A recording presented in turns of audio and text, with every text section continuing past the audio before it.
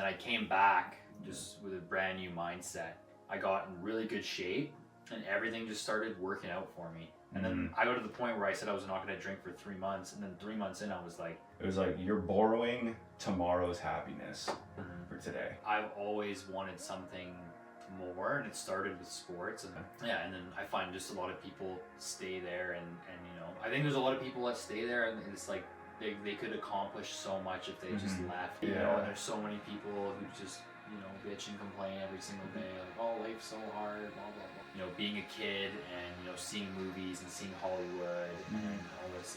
Like in my head, I was like, oh, I wouldn't even be there. Like no one gives a shit. Like really, the only one who really cares. What would you tell somebody to do to stand out? Enzo, dude, I'm excited you're here, man. This is awesome. Welcome to the studio. Welcome to my humble abode, and thanks for being on the show, man. Appreciate it. Thanks for having me, and I'm super excited to kind of get to know you and see what this is all about, because this is quite the awesome setup. So awesome. Thanks for having me. Yeah, of course.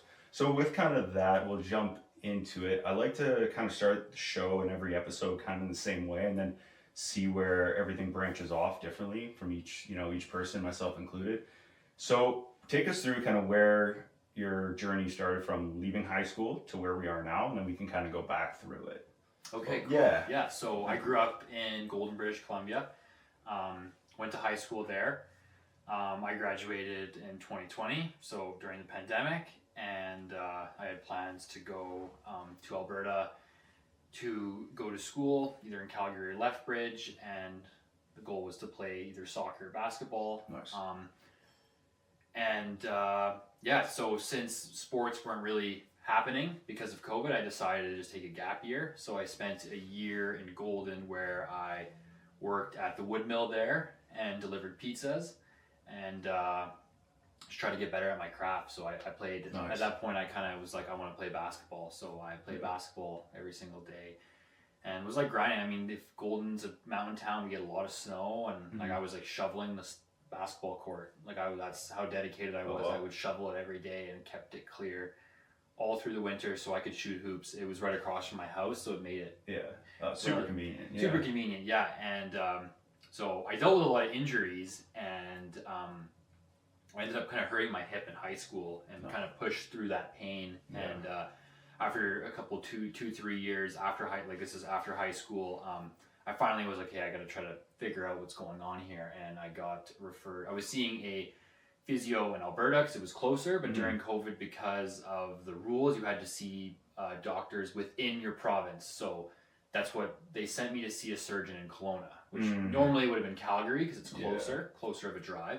So instead, they sent me to Kelowna, and my friend Corey and my older brother lived in Kelowna at the time. And so I came for a weekend, basically just to see the surgeon, and then that pretty much turned into, hey, there's a spare room. Do you want to, like, maybe I could move in here? And like literally within less than 2 weeks, I quit both my jobs, and I just left and went to Kelowna, and kind of haven't looked back since. So that was about 4 or 5 years ago. And since then, I was in college for 2 years where I played basketball and struggled through my injuries, ended up getting hip surgery, and that kind of ended my basketball career. Yikes, So at 19, I had surgery, and then tried to push through the rehab and try to get back to the player I once was, and it didn't really happen. So kind of was like, I'm just going to stop playing basketball, and because I had no sport to kind of carry me through college, I decided to drop out because it was kind of my main motivator. I didn't really know why I was going to college. Yeah, that's what I was going to ask, if it was sports driven, or like you just went to college so you can see the basketball through. Yeah, so it was fully sports driven. At that point in my life, I wanted to, like, the goal was to play pro. A little bit like ambitious of a goal. I was never really that good, but that's, at that point in my life, that's all I knew. It's all I did, all I knew. So at this point, I drop out of school. I get a job bartending, and I bartend. And this point, me and my two best friends start a video business. And so we basically started this video business together, and started it up, did some jobs. Things ultimately didn't really work out for the three of us, and we kind of went our separate ways. Sure. I ultimately took over the equipment that we had and like the business and continued it on myself. And and that was about just over 2 years ago, and I've been doing it ever since. Nice. And it started part-time, and I kind of took a jump to make it full-time, and it was a journey, a lot of ups and downs, and kind of getting to the point of almost quitting, but thankfully I persevered, and Nice. so it's led me to where I am today, where I'm now a full-time real estate videographer. Epic. Yeah. So with that being said, why in the beginning did you guys decide to start the video business? Or the three of you decided to start it, correct? Yeah. Okay. So I originally had the idea because at this point, me and one of my friends, we were making fitness content. So I was trying to do like online personal training. We were both making trying to be like fitness influencers and making a lot of content. Nice. We then bought a camera so we can make higher quality content. Right? Yes. That's what it does. That's how it goes. I started having more people reach out about who is making my videos, like who films your videos, who edits your videos, and it was really just me and my friend Corey filming each other, and then we'd edit our own videos. Yeah. So I had a few people like, oh, how much would you charge? I'm like, I don't know, like, I'll just do it for free, like $50. So then I had the idea, I was like, hey, maybe we could start like a media company, which that was kind of the plan at first, and then our friend Isaac kind of had the idea to niche into real estate. No kidding. Yeah. Oh wow. So then, after how long you said a couple years it fizzled out? No, Like it was like just 6 months. right away. I think it was like half a year. Yeah. Yeah, kind of like Just started in the new year, yeah. and we kind of went until the end of the summer, and then we kind of all went our separate ways. Yeah, We didn't really have much success, and yeah. for three guys to make that a full-time gig, we would have had to been Difficult. doing a lot of work, a lot of volume, Yeah. and at this point we had very little equipment, and we were just trying to There's a big investment required in order to get. Yeah. Fair enough. So then you take over the equipment, and then from there, take us through. How'd you build that up? Like, did you just start like reaching out to different people to kind of build a portfolio, or what did that stage look like from the beginning? Or Yeah, just you? so we had the rest of the equipment left. I essentially couldn't afford to buy out my friends, but essentially I had to owe them money. Yeah. Their portion, we just split it, right? Yeah, the 30s. Split it three ways, right? And I was like, hey, I'll get you guys back, and they were great enough to let me do that. And so from there, I had like a decent amount of clientele, and we actually were doing enough, for one, realistically, if it was just one person, we probably could have made, you could be making your, whatever, $2-3 grand a month. It wasn't very consistent. We were really just starting. But at this point, right when I start to go in by myself, it's the fall, which is a slow time for real estate. Yeah. And things kind of slowed right down. So at this point, I'm trying to get business going. I chose to keep my bartending job essentially, but walked away. So I was like, don't schedule me. I'm just going to focus on this. Nice. And it basically consists of me trying to make content. I would go to open houses every single weekend. So every Saturday and Sunday, I would try to go to every open house I could. I'd give out business cards. I would cold call agents, emails. Oh, wow. Yeah, so that's what I did for about 3 months, and had very little to no success with that. And really? Yeah. So at that point, because the problem was too that at the time, agents don't really get listings, or they list at that time. So I see. Yeah. When we look further past that, there was times where finally those agents I reached out to actually reached out to me, and I've done some of those. I've done business. I still do business with them to this day. Right. So that was kind of planting that seed. Okay, At the time, I was like, I just need to get some business coming in. Yeah. So the return wasn't right away, but it was next season. Yeah. It started to pay itself off. So it did actually. Yeah. It was worth it. Nice. Because I think a lot of them appreciated the fact that I was going in person. You can email, anyone can send an email.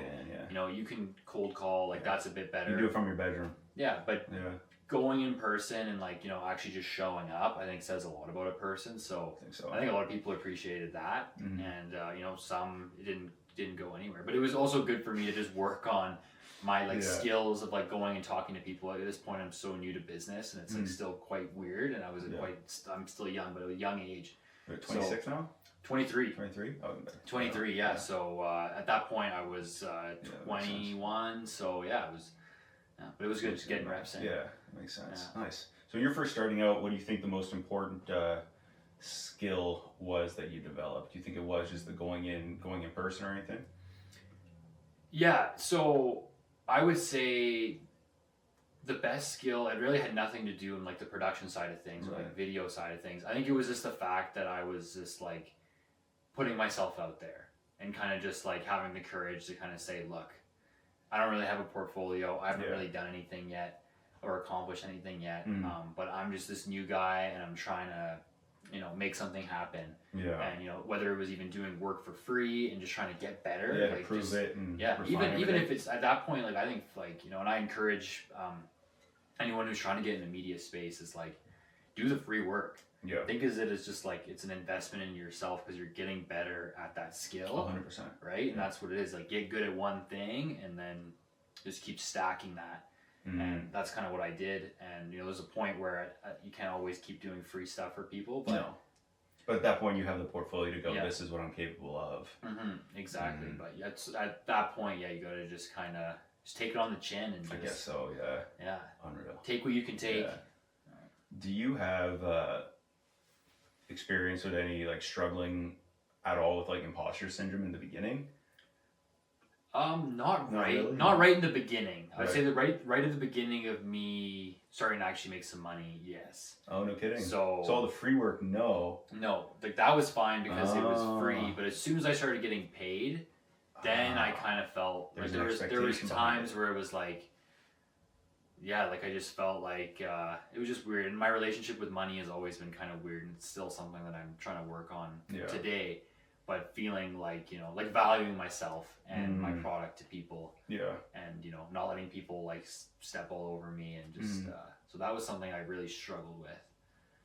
How'd you kind of get, not even to say, because you did just mention like right now that like you still have like struggles with it in a certain way, especially with money and stuff. But how'd you kind of start to get over that? Or like, what do you do now to kind of make it at least not as impactful? I think it started as like frustration. Yeah. And I think the big turning point was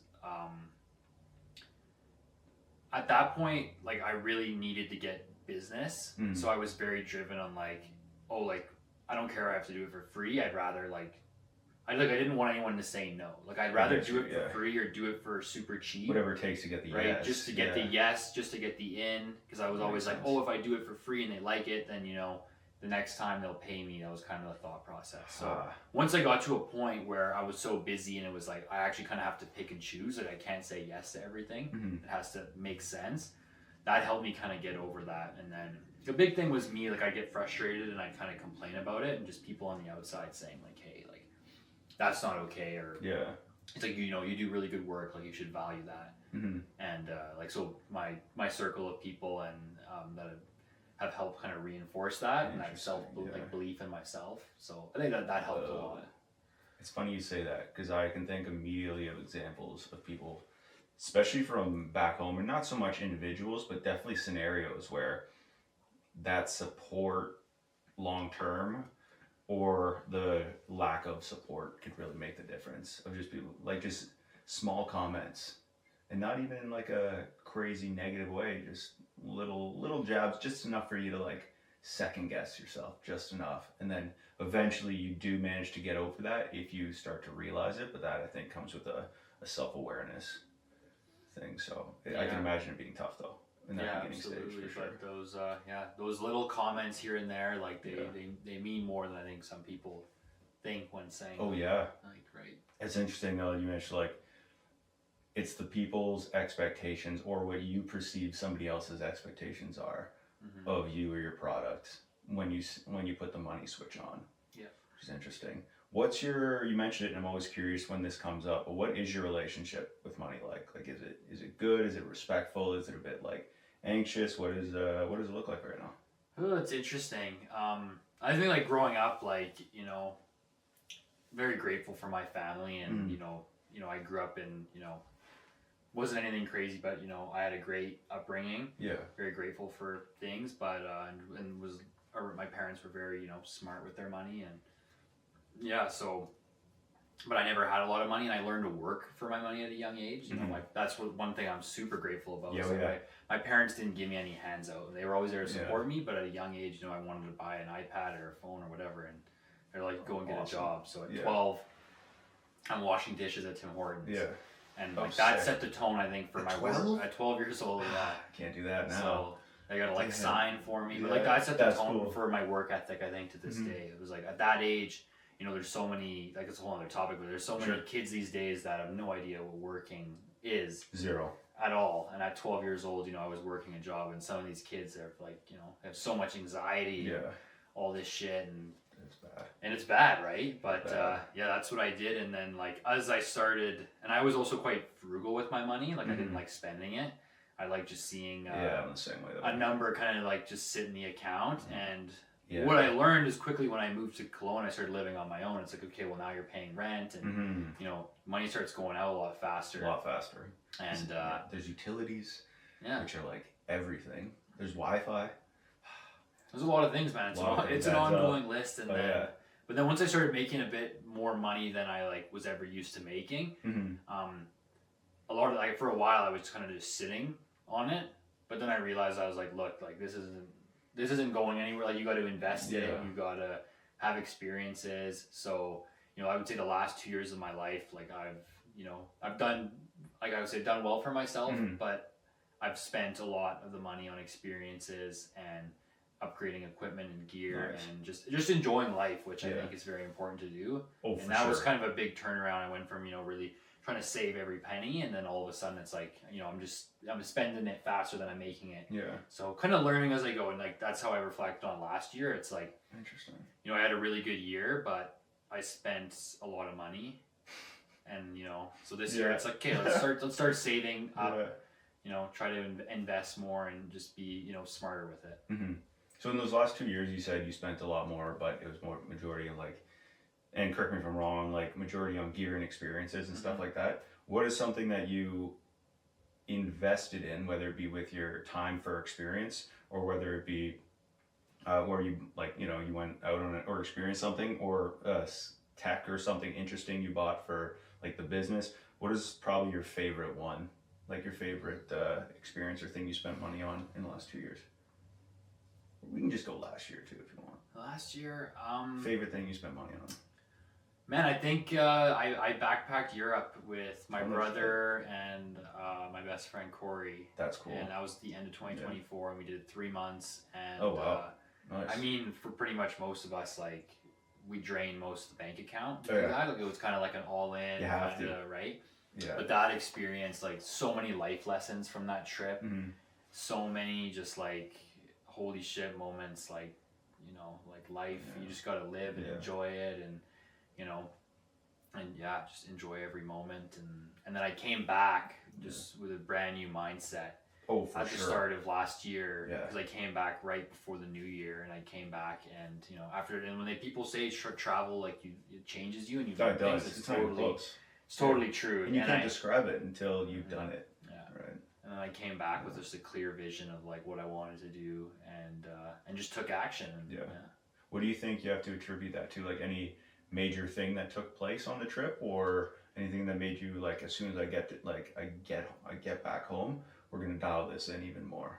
So actually I do remember what the main thing was, and it was when we went. So I brought my camera gear with me, and the goal was to try to get some free accommodation, or free basically anything as a trade service. So we reached out to a bunch of hotels. Smart. And we were trying to do some free video work in exchange for a place to stay, right? So and we had a place in Venice that said, hey, come and shoot it, let's go, see how it goes. And we get there, we shoot it, I stayed up all night editing this video, deliver it the next morning, and they're like, wow, this is really good, awesome, this is awesome. They're like, hey, we could offer you to stay a bit longer if you can film our other hotel just down the street.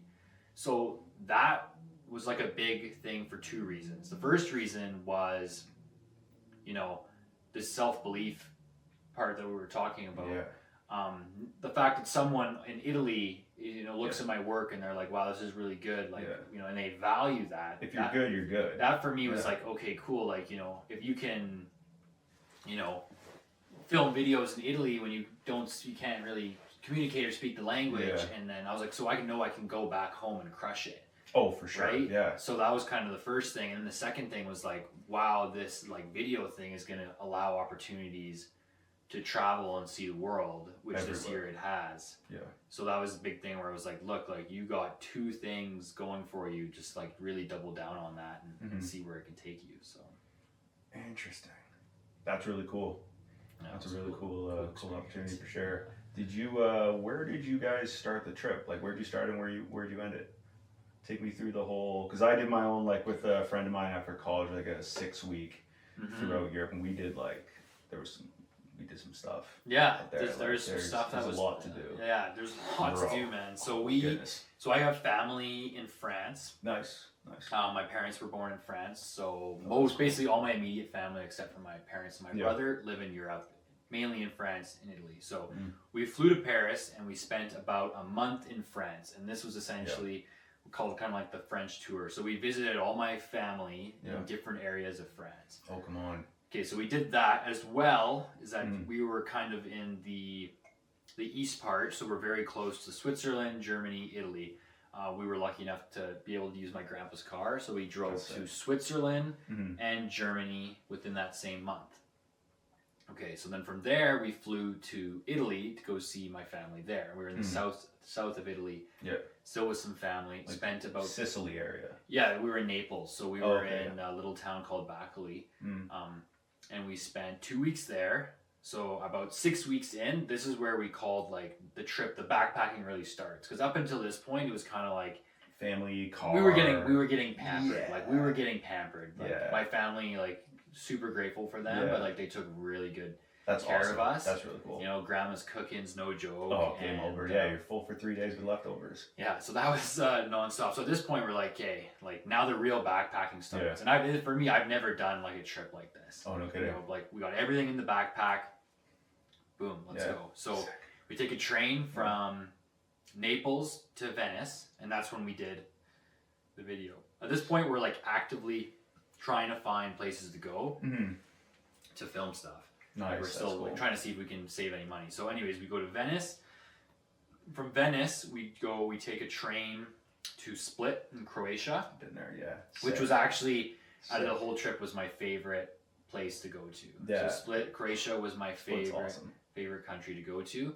Then from Split, we went to Budapest in Hungary. Unreal place. And I had a guy that I worked with when I bartended who he's Turkish, and he was doing school in Kelowna, and I worked with him, and he moved after and was doing school in Budapest, and I actually saw him on the Snap Map, so I crazy. hit him up. I said, dude, I'm coming to Budapest. What's up? And he's like, hey, you guys want to? Like, he was basically like, hey, if you need a place to stay, you can crash at my place. So this guy, like, we're in this little European studio apartment, 3 guys on the couch, and he let us stay there for like 5-6 days, and that was super fun.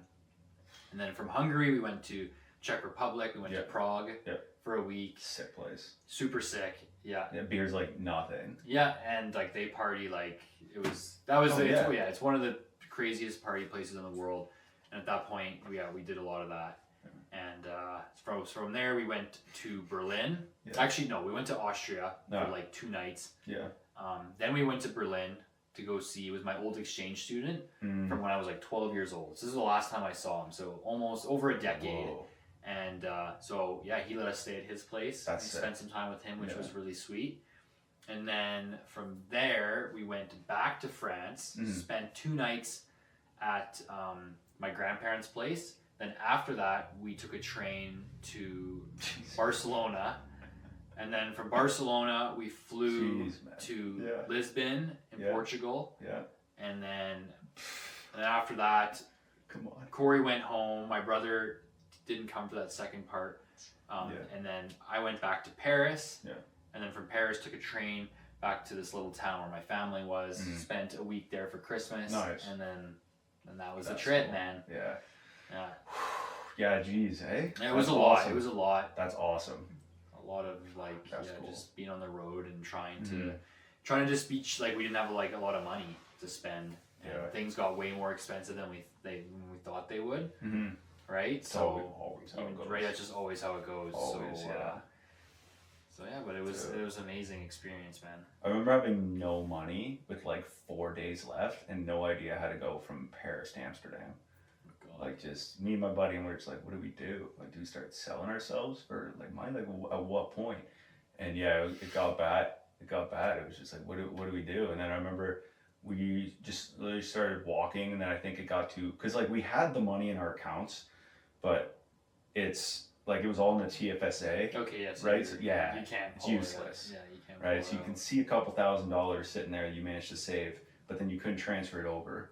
And so we just kept calling the bank back home and trying to increase our MasterCard limit. Yeah. And like luckily that managed to, like, we got just enough to get back and like, you know, fill up the car we had with gas to get like to train, because once it was in Paris, we leased a car, and basically my buddy did the Alps, and he climbed up in the Alps and then picked me up in Germany at a town south of Frankfurt. So I went to Amsterdam, trained to Frankfurt. Friend of mine stayed with her in like some Hamburg town or like Okay, yeah. whatever, right? And then he went from Paris, picked up the rental, picked me up, and then we just went. Yeah, we went to like Romania. Wow. Like we went to Romania, Serbia, Bosnia, Croatia, Italy, Spain, Poland. Like we just kind of wanted to hit countries. Like maybe if we were on like go through Vienna and then go down, right? Yeah, Do all the little like just to say we went to a couple spots, like just to say go through Belgium on the train, just kind of some spots like that, and then others where we're like, oh, we're gonna get lost in this place if we're not careful, dude. Yeah, dude. It's a different world out there. Yeah, we did It's some awesome. crazy stuff to try to save money. Like, for example, like this is a bad story, but we were in Venice, and we were for some reason we went to this place to get Chinese food, right? In Venice. In Venice, yeah, I don't know why, but we were kind of. It was late. It was late. So fair enough. Yeah, it's what's open, right? We didn't have a lot of options. We were also just by like the train station, so like at this point we're out of the city center. It's more just like anyways, whatever. Yeah, Sure. so we're in this Italian Chinese restaurant, and we were gonna order food, and then there was a group of like tourists, like Asian tourists, and they had like a buffet style, right? And they like got up and left. Yeah. And there was like all this buffet food left, right? So man, like, me and Corey were like, oh shit, like that looks good. There's a lot of food over there. Let's eat. Like, We're right? hungry. So we asked the owner of the restaurant, because he was there, if we could eat the leftover, like these people's leftover food. It was like buffet style, so it was like, you know, everyone had their plates and they would pick from it. Like, for sure. You know, we could argue if it's disgusting or not, a little bit, yes, but at the time we were like, whatever. Yeah. And he's like, he thought it was hilarious. He's like, these guys can't be serious. And he's like, yeah, have at her. So we like cleaned out these like short ribs and pork, and it was good. It was good, but that's what we were doing to try to, you know, pinch pennies. Leftover Chinese food in Italy. I don't think I've ever heard of anybody eating Chinese food in Italy. Yeah, I think that's me neither. That alone is the craziest thing. Remind me after I have a story about Split for you that I really like. It makes my buddy look pretty bad, so I don't want to share it on the show. But yeah, kind of. So when you got back and you managed to, you know, you had like your aha moment, and you were able to make that shift in your head and like really understand that like you have something good here, and that you could see it through. What was the first kind of like actionable thing you did? Man, I came back and content was a big thing. So started making content right away and kind of like trying to push that. And then it was just like, I think it was just the confidence. Like it was just, I came back with so much confidence. I left, like, for more context, like at the start of 2024, that's when my business started doing like pretty well, and I was able to be like full time. And then near the end, I finally felt like I had some momentum, and then there was this trip. Huge, right? This big trip. So 3 months I'm gone. You know, clients are gonna, you know, if they need me, I'm not gonna be there. Yeah. Right. At that point, I have no sort of systems, no backup plan, nothing. So part of me was like, oh shit, like leaving for 3 months is gonna like negatively affect my business and like the momentum I have. But reality, I came back, and the first month was a lot of like trying to get things going, but then like within the second month, like things were, I was just, I just put all my effort to it, man. I just And I think you're talking about actionable steps. I cut out a lot of people in my life, a lot of like people. I said I was going to stop drinking for 3 months and ended up not drinking for most of the year. Oh wow, good for you. So these were like little things I did, and they all kind of like compounded into me just getting a lot of shit done. Yeah, just trying to just get in the right circles. Doing the founders hikes that Dan Martell does here on Tuesday mornings. So then you meet a lot of like, you know, high level people there, and just really taking my old circle of people. I was doing a lot of partying, a lot of just bad things, and then going on this trip, coming back, being like, hey, you know, I need to put all my focus in this, cutting out some people and really surrounding myself with people who are on the same wavelength that are trying to go to the same place. Yeah. And that really excelled what I was doing, and you know, the growth just kind of, just took off, man. Nice. So I find it interesting when I hear, like, especially young dudes in their, what you could say as like prime drinking, having fun partying years, not making, like just going the other direction totally and just cutting it out. And I know of like friends of mine I've had in the past that like they're my age, like late 20s, even older, that like they just can't cut the drinking out, like for whatever reason. And like it's kind of sad because you could see like the potential come through.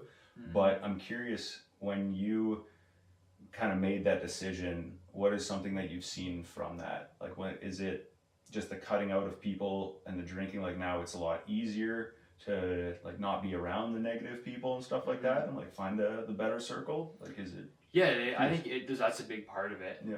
Right. If you're going out to the bar every weekend, you're going to be spending time with people who go to the bar every weekend. I guess what I kind of realized is like there's a lot of these friends that I have, and I mean we're only really friends when we're at the bar every weekend. And once I stop going, they stop calling. Right. So then it's like, okay, well, that's really the only level of our relationship is going to get fucked up. Yeah.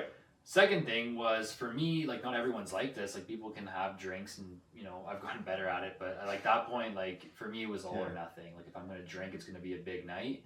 I hear you. And you know there was abuse of drugs involved with that and other things. And, always, and that just leads to, for me personally, just led to bad things. So like the drinking just like led to opening up this door of like things that were not helping me at all. So I find just when you just cut it out completely, it just puts you on a different, like now you're like, hey, Friday, Saturday night, like what am I doing? Like what am I working on? Yeah. How am I gonna get better? Something has to fill that time. Right? Instead of like, oh, I'm just gonna go out, and then, you know, when you're hungover, you spend money. And it's like some people they can go out and they can get up the next morning and go work out, but like for the majority of people, like it even if you're doing that, it's slowly taking away your energy. Yeah. And I believe, like personally, I believe I'm capable of a lot of things, and that is not one of them. Yeah. I'm like, I can go out and wake up, but it's like, if I do, or if I can, it's not sustainable. And then especially like long term, even in the short, like you'll get up and you're like, we would have, like if I'd go out in the past, like years ago, I'd go out on like a Friday or Thursday to a game, Thursday or Friday out, and like not even that late too, like between 1 and 3, whatever, right? Doesn't matter. And then I'd have like an 11 a.m., not even that bad, like open mat at the gym where we can like train, spar, and like get like hard rounds in. And I remember just my brain and my ability to compute what we were learning just would zone out easier. Whereas usually I'm like, I can be locked in, especially when I'm learning, like as you probably the same way, like when you're learning a skill you're interested in, nothing's distracting you, right? No matter what time of day or what feeling. But I just felt I was like cognitively not there. And that was a bit of a tough thing to realize. And that's when I was like, okay, if I'm going to be, you know, my tonight can't ruin my tomorrow. Yeah. Right. So you can't let your Friday, in this case, ruin your Saturday. And it kept doing that. Cause I'm like, what do I need to do Sunday? Okay, well, if I go and do all these things, I have to cap it. So I would hard cap at 10 p.m. every time. So I was like, I would still go out, and then I've tried the whole like do non-alcoholic drinks, and then maybe, but again, you're with the people and they're just like, it's very tough. And not all people are bad. No, for sure. Right. And I think obviously we agree on that. And it's like, you know, going out is fun, but there are it's a blast. It's a blast. And it's like, you know, do I still like to go out every now and then? Absolutely. But when you're really trying to like figure something out, or at this point it's like, how can I actually grow this business and excel?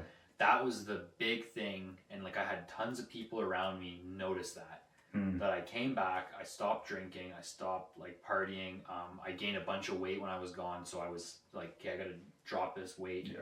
I got in really good shape, and everything just started working out for me. And then I got to the point where I said I was not going to drink for 3 months, and then 3 months in, I was like, why the fuck would I stop? Yeah. So I pushed it and went 6 months, and then, you know, honestly, for most of the year, I wasn't really drinking at all until kind of the end of the year where I had a lot of trips, and that way I kind of justified it. But that 6 months, man, like that's why this year I'm doing this. I'm doing 75 hard to start the year, which includes no alcohol, and yeah, just.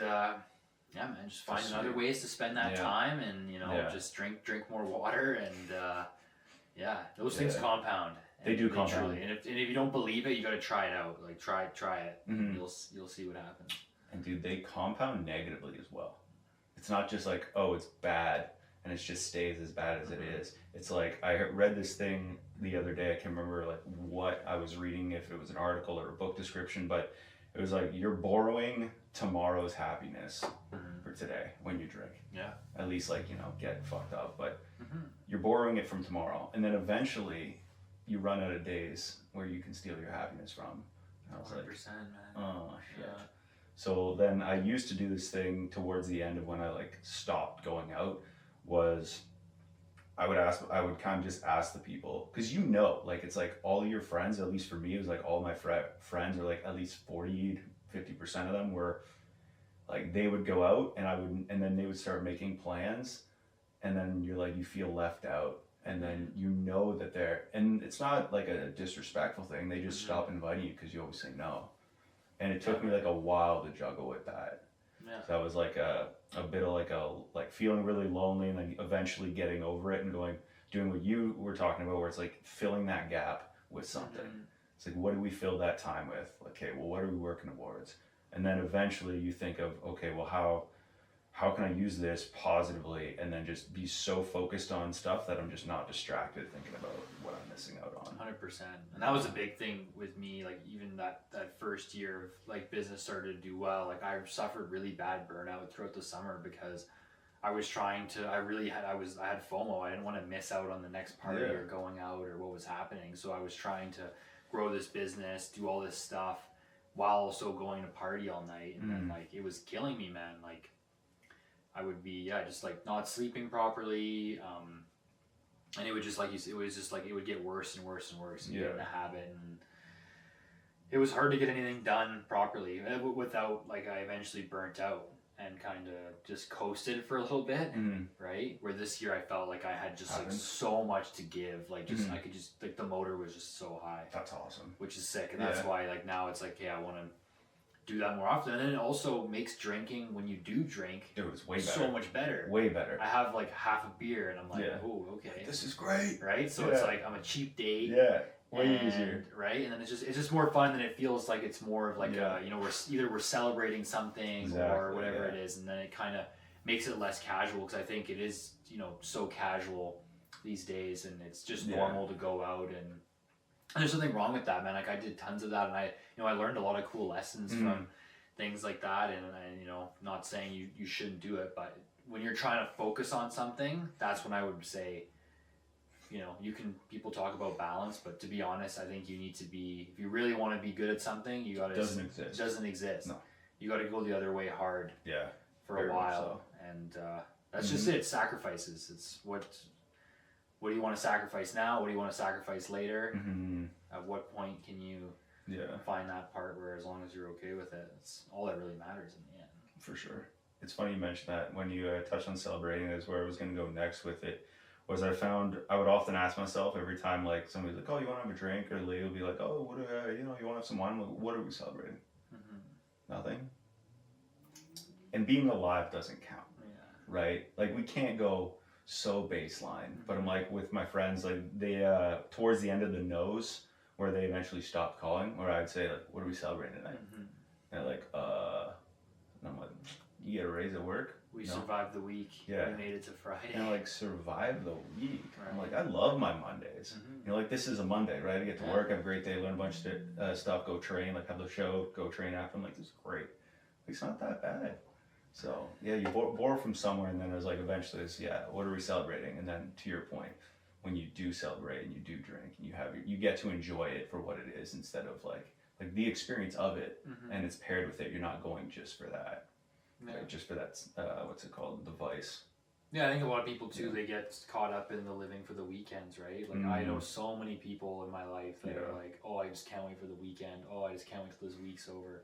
And I don't really think like that. Like I don't really know it was a Monday. It doesn't feel like a Monday. For me, the days are just kind of meshed and they're just days. And awesome. So I know there was a time where I did the same thing. Even when you're in school, it's the same thing too, right? You study all week and you just want to have those 2 days off. And you want to go blow steam, and it's like, I get it. It's fair enough. So yeah, man, that's a whole thing. And I think the nice thing for like us moving out here was the people that I would be around it's so difficult. Eventually it got better, but it was just so difficult to almost escape the people, like coming from a small town. Where it's like you see like some family members, that's all they do, and they'll like, some friends and family will guilt you in a way of, hey, you can't do that, like, oh, why not, you know, or oh, I got this a couple times, like a 1 a.m. on a Friday was like, get a phone call and be like, hey, what are you doing? And I'm like, answering the phone, like talking on the phone, like, I'm going to bed, dude, what's going on? And they're like, come by for drinks. And I'm like, no, who's there? So this person, I'm like, definitely not. Like, no, like, why are you asking me this? And then it would go to, oh, you're moving soon, and we're, you know, so and so, and you're never gonna, you know, I don't know when the next time we'll be able to. And it's like you feel bad, or made out to feel bad because somebody else wants you to kind of almost be brought down. It's tricky. There's a lot of like things to unpack there when you really think about it. But you know, struggle with that soon. Even just coming out here, coming from Golden, just a small town, and I love that town, and growing up there was like truly amazing. But it is pretty like normal for people to kind of just stay there and kind of just do, you know, just work a normal job and just live that life, and there's nothing wrong with that. There is nothing wrong with that at all. But I've always wanted something more, and it started with sports, and that's what I was chasing. And then once that kind of got taken away from me, it was like, what's the next thing? We're gonna channel this ambition.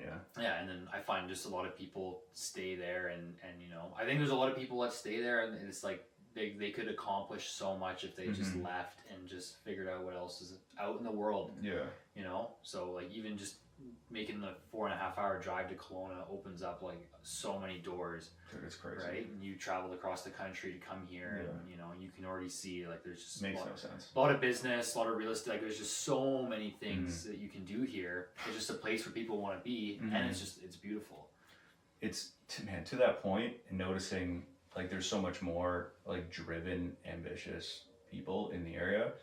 It messed with my head because I'd follow a lot of people because I was on like Instagram and stuff like that, and YouTube even, to like, I want to, if I can't get it internally from like people around, I'll get it externally from like everywhere else. That's like all like, oh, if you can't get a mentor, you can't, or your friends don't, you know, behave this way. It's like people get the information from the internet, right? And like the people that like are doing inspirational things and doing like good educational stuff. And then I move here and I find out like, I didn't know Max lived in Kelowna. No, you didn't. No.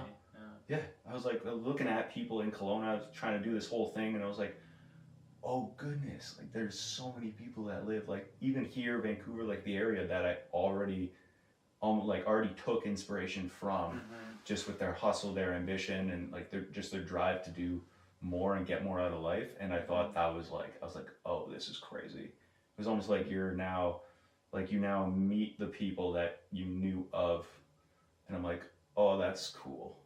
That's really cool. Yeah, man. I feel the same way. There's people who I saw on either social media or I'd look up to and stuff, and then all of a sudden you like actually have a chance to have a conversation with them in person, and it's like, I swear, just being in that frequency. Like for example, like I go back to like the founders hikes that I was doing at the start of the year all the time. Like Dan Martell is there. Like you're just like literally just being in that frequency of a guy of that caliber and what he's doing. Like I think there's just a benefit to just being there.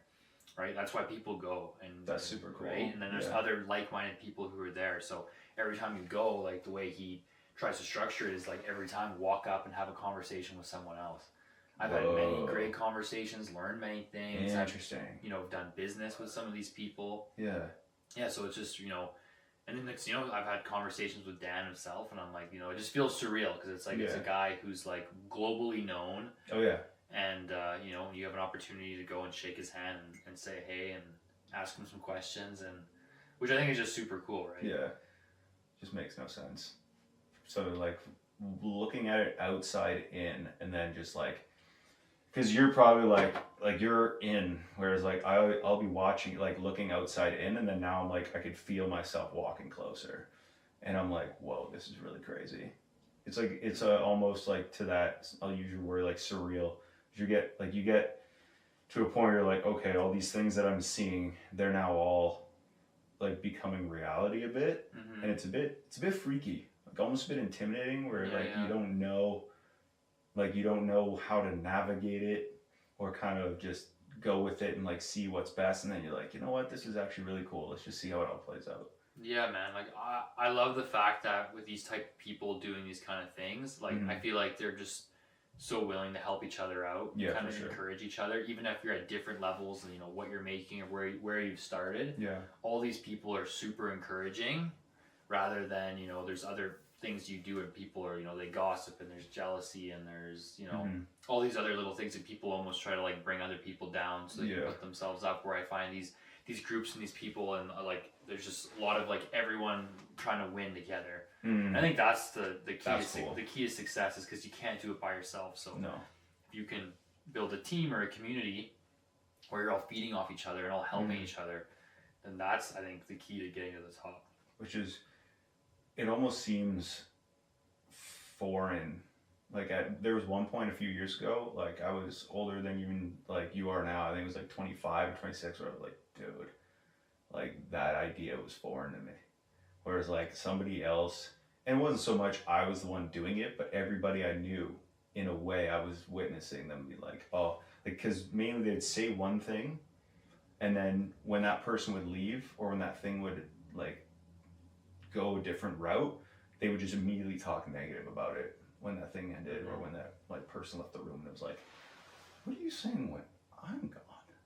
Because I'm like, I don't mind that person. I might think like, I think I'm a bit more like, get people fired up than that person. And if you're really talking, it's like, okay, well, I ended up doing like a couple, every year I'll purge, in terms of whether it be people or like emails and everything, just delete all that. But yeah, I'll do big purges of people, things, stuff like that, and just kind of start fresh every year.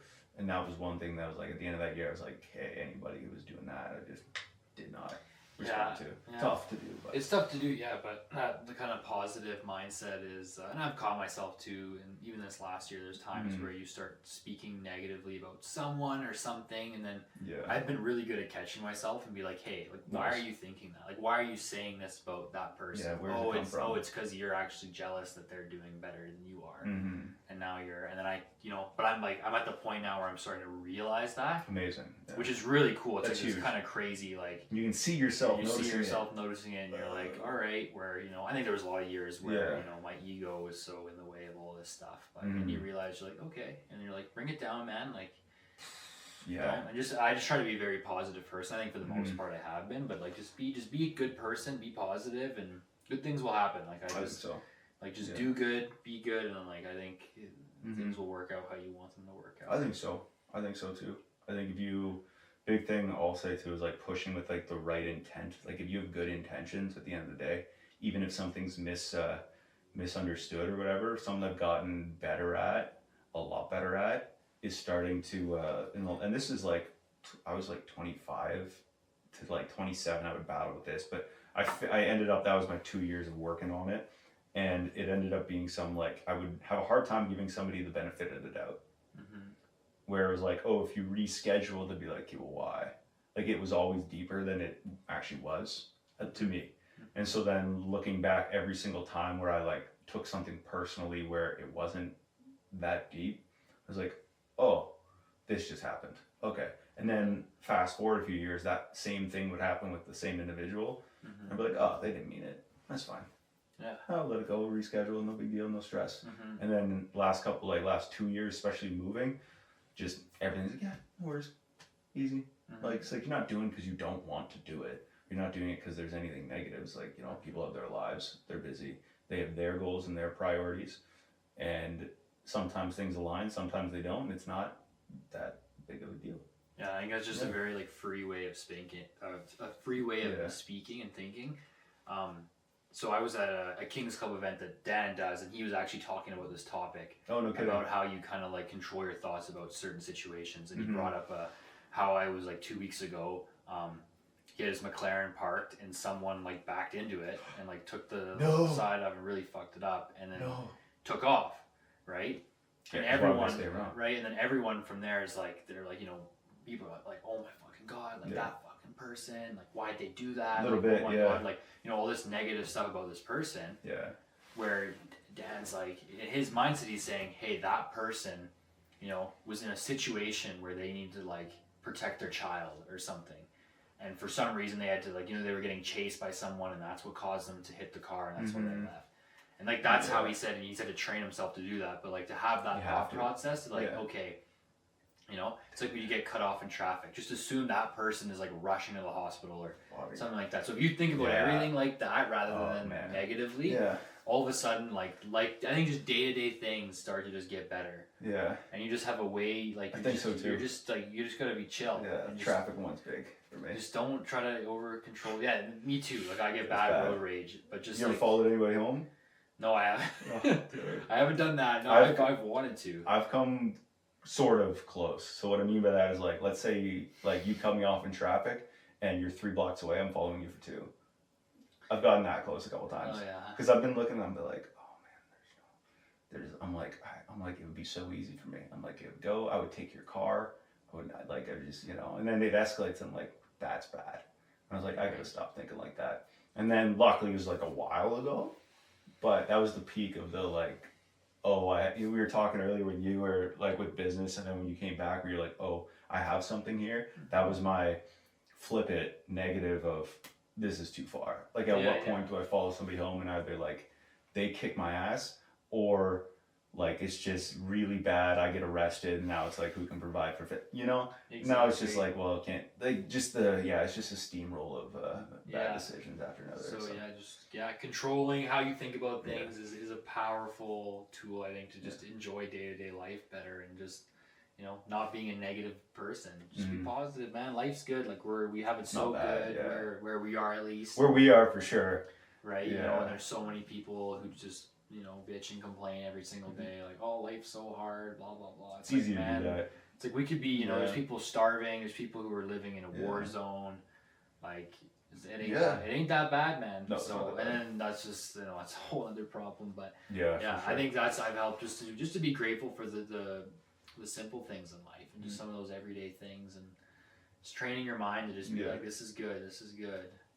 So speaking of like good stuff and then like cool stuff, do you have a favorite project you've worked on so far? Done, or been a part of? Like a business-wise, like video project. We'll jump back to that. I think like my favorite project was, so I recently did two trips. One to Mexico, and then one to where I did a road trip from Vegas. Flew to Vegas and then drove all the way back to Kelowna. Sick. And I ended up filming a house in the Beverly Hills in LA. And I think that to this day will still be my favorite project for a number of reasons. First, it was just like a surreal experience. Yeah. You know, being a kid and, you know, seeing movies and seeing Hollywood and all this. It's just, like, in my head, I was like, oh, I wouldn't even be there. Like, you know, but now all of a sudden I'm like filming someone's house, you know, I'm in a music producer's house. Yeah. The realtor is, you know, he's like a voice on National Geographic. And like, that was just a surreal, like, kind of like, holy shit, like, like, why am I here? How did this all happen? Cool. Like, I think to this day, I think was the best day of my life. That's sick. And then after filming that house, I followed up and filmed another house in Malibu right after, and then had one of the most beautiful sunsets I think I've ever seen. Driving and then continuing to drive down the coast after a big day of filming, but that was just like a big, like, you know, I did the video for free, like, I didn't get paid, but it felt like I did this because, like, I'm there, like, I got there, and I did it, and then overall like the project, like they were really happy with it. Nice. Right, and they're in LA. Like there's people who have like very very high talent levels. Yeah, they could do that. They could find people there. Right, exactly. So for them to be like, wow, like this was really good. Yeah, bring the kid up. Yeah, it was just like, okay, like I did this for them. Like I could do this again. And I could get paid now. I think like as long as I right, like the way you. But like that was just a big like, this is sick, and the project was super cool. It was an Italian villa. I'm Italian. Oh, sick! Yeah. So it was. Oh, that's awesome. If somebody were to first start out, when you were thinking back to kind of when you did, what would you tell somebody to do to stand out in the like videographer field, like in the media world, to kind of not have their stuff look like everybody else's? Because I do know, and I do follow a bunch of other like real estate videographers from just around the area. Not like just around, like here back home, other places, and your stuff looks different. Like it's got a different like just kind of style to it. I'm curious, how would you tell somebody to stand out based on what you've done? Yeah, well, I appreciate that, first of all, and a lot of things I've done, I've kind of learned from other people and what they do, and then trying to add my own, kind of spice and flavor to it. Let's go. I think the biggest like not even like the video production, but like I think content's so powerful and just putting yourself out there. Like I think that's something that I'm doing that not a lot of people are doing, and it's making me stand out, is because like so many videographers and stuff, like they film, but they don't actually get in front of the camera. Yeah, nobody knows what they look like. Yeah, and that was a big like kind of realization for me. It was like, hey, if we're like we're supposed to make content for people, we're supposed to make them look good on camera. It's like, how can you confidently say you can do that for someone when you're not even doing it yourself? Facts. And I was guilty of that for years. And like finally this year, I've actually taken the initiative to like start posting, start making more videos, start trying to grow personal brand as like a case study, so I can be like, hey, I grew mine, I can grow yours.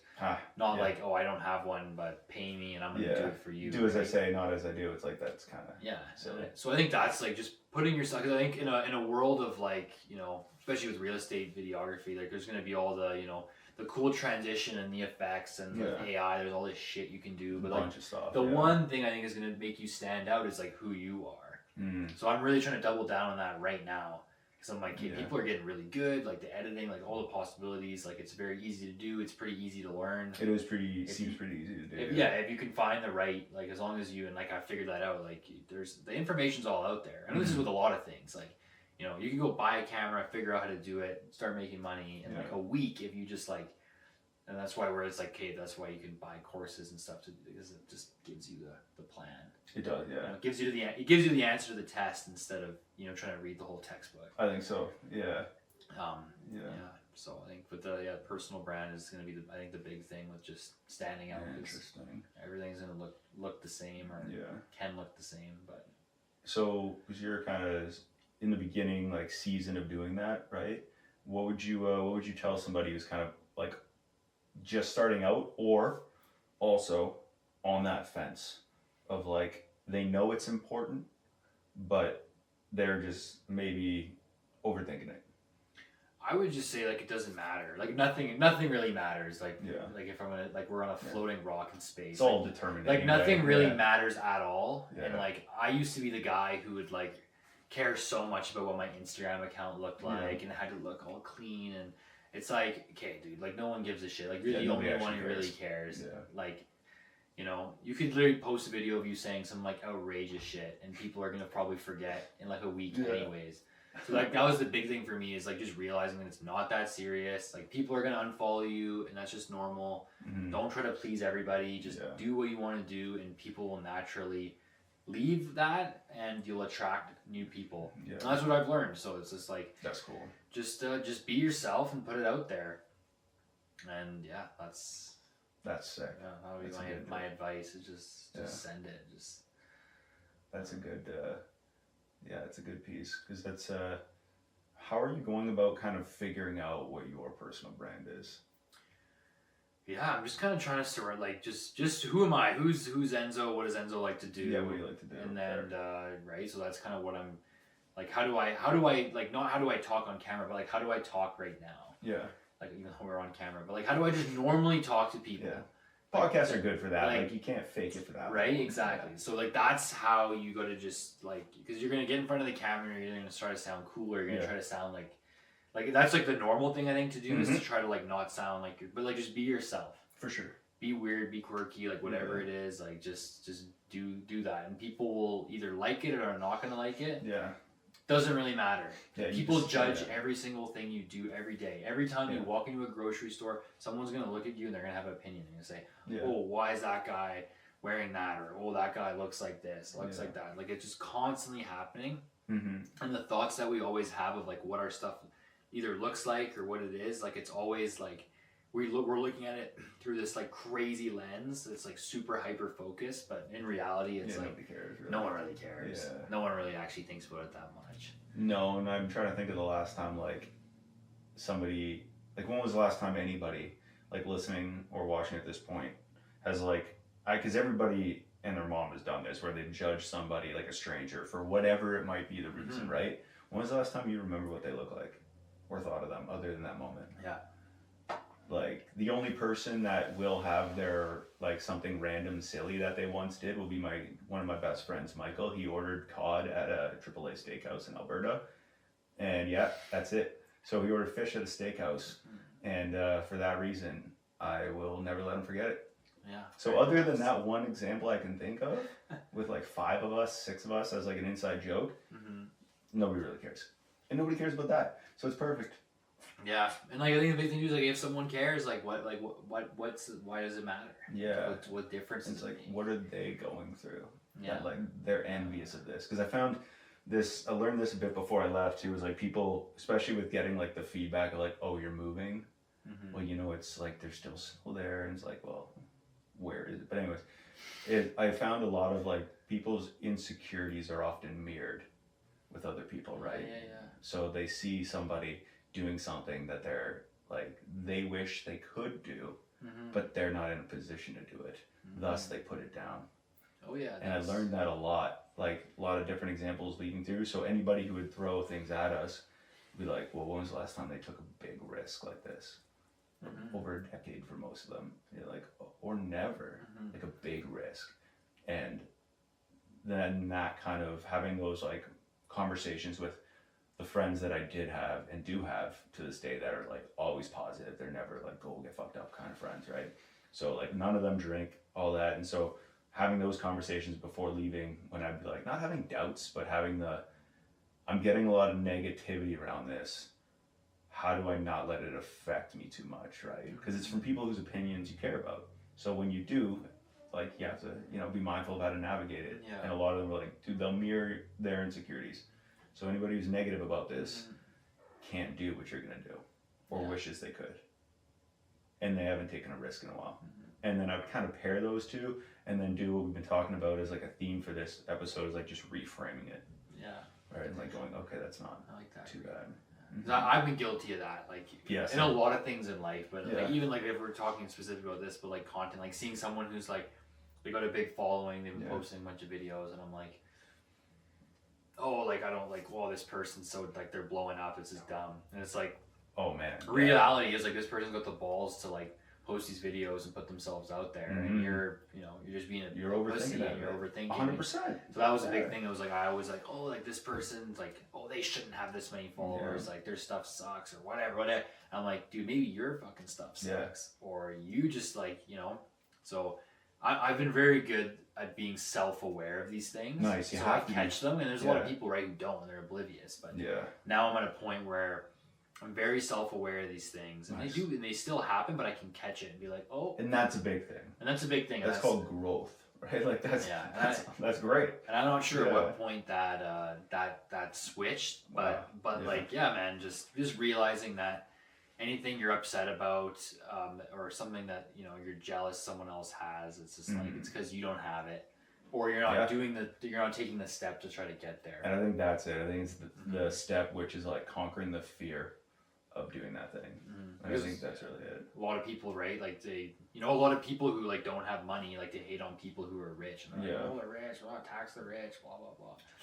I was like, man, you have no idea what some of these some people are just like spoon fed, but a lot of these people, man, they fucking sacrifice. They go hard. You have no idea what they've done or what Yeah. they've had to do to get to where they are. Mm.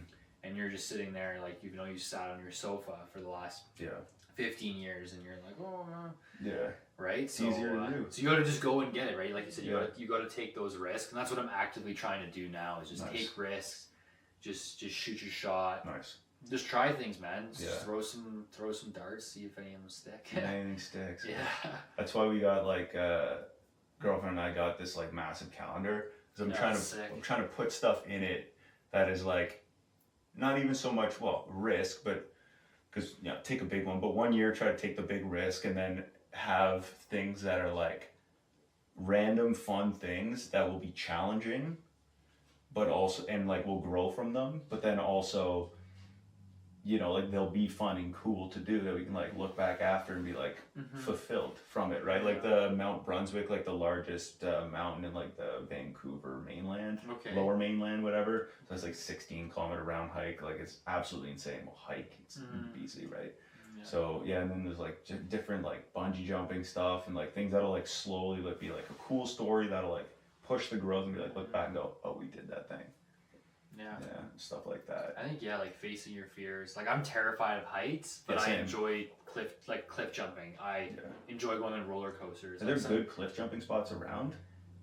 This area, like there's people I know who could help you, but I'm not that guy. You're not the guy, fair. Not around here. I'm kind of back home in the Kootenays. I know some good spots. But just facing your fear and it's just about challenging yourself and pushing yourself. You can take it as simple as like the gym, for example.